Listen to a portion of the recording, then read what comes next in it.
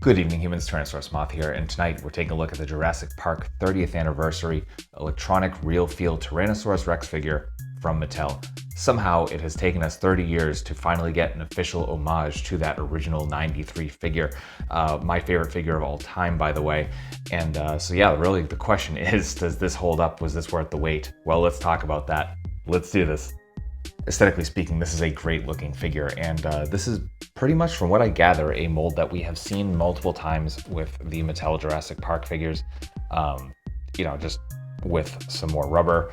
But otherwise, we've kind of seen the sculpt in various forms, and it's really well done. There's lots of detail pretty much everywhere.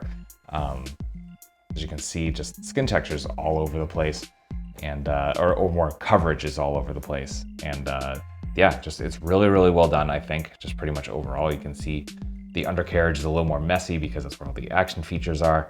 We'll get to that in a bit.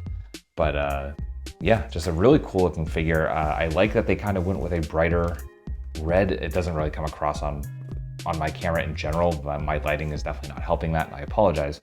But I'm going to bring in my original Rexy for this, and Rexy does not really fit on the screen. I have been able to keep Rexy's tail completely straight for the past 30 years somehow. So, but there they are together. And so as you can see, much smaller. Obviously different pose, different sculpt and all of that. But I think they did a great job. I love the homage. I wish the kind of dark spots, the black stripes were a little more black as opposed to they're clearly a black paint, but they're thinly applied, so it comes off as a little more brown. But beyond that, I think everything looks good. Eyes are nice and that nice bright yellow, you can see in the original as well. Kind of really cool the way they did that. We've got the nails painted as well on this new one. The yellow on the chest is definitely a lot brighter. It's not as clean of a gradient, if you will, from the red into the yellow. I don't think you're gonna top this figure. Naturally, I've already kind of explained my bias there, so there is that. But other than that, obviously you got the big feet, which Mattel has been doing, and different people feel differently about that. I'm not completely against it, though. Yes, you can do smaller feet and have it work, but so that is what it is. But overall, definitely worth picking up. I think just because it looks great, and this is definitely going to join my top shelf of T-Rex figures, and just think it's a cool looking figure. One thing I did forget to mention, so now here we are. If you see these in the wild and you're picking yours out, check in the mouth. And what I mean by that is, so the rubber is clearly poured into a mold, and mine, unfortunately, is uneven. So we're gonna look in the mouth here. I got a little bit of light, and as you can see, that shines through pretty bright. And you're like, okay, well, yeah, it's, again, poured rubber, so that might happen. But here is the other side. And as you can see, definitely much thicker on this side. So I'm a little worried about the right side of my figure, certainly over time. So definitely see if you can find a one that is evenly distributed. I'm actually gonna shine some light in there. You can actually see one of the, that little kind of string going across is actually some of the rubber. So you can actually see the process there. But definitely just something to look out for if you are getting yours out in the wild. Hopefully this is just kind of mine, and that'll be it. Articulation and action features, and obviously this is more of a basic figure, so there's not a ton of articulation, more than there was in the original Rexy. But so we'll go head to tail. So for our head, we do have two movable joints for the head. So as you can see, it can fully open. We kind of looked at that in the end of the last section. So that's fantastic. I really like the range we get out of that as well. It's very, very nice. Come down to the arms. The arms are just kind of a hinge out, and then a swivel and come all the way around like that. So that's pretty cool. They're definitely a lot more range than they actually need to put in.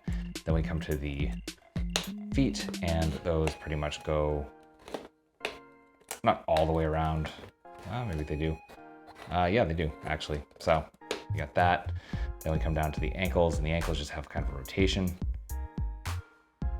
and then come to the tail, and the tail is also rubbery. And unlike the original Rexy, it's not purely a bendy wire. It kind of feels like there's joints in there, which is very, very interesting. Obviously, I'm not going to be able to convey that on screen, but you can get some bend there.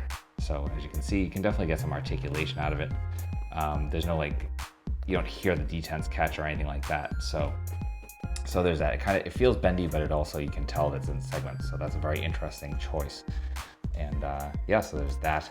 And then I guess going into action features, there is a little thing here, which I guess there's an app you can scan. So there's a whole deal there. So there's that. And then we get the loud feature, which I'm gonna activate now. So there's a button right here between the two legs, and that is the roar.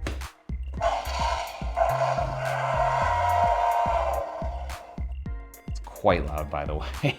So there's that.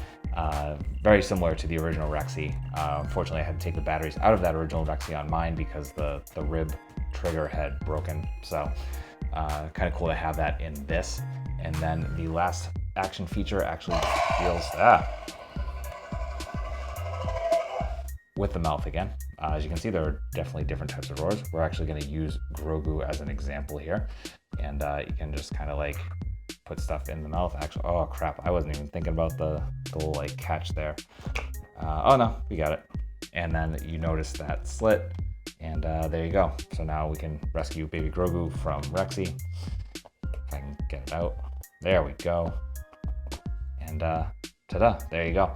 So that is articulation and action features. Getting in size comparisons, here they are with the OG Rexy, the Hammond Collection Rexy, and some Hammond Collection humans. With some Hasbro and some Mattel. With some imports. With some monsters. Finally, with an articulated icons Oni and yours truly in human form as a Valorverse Action Force figure.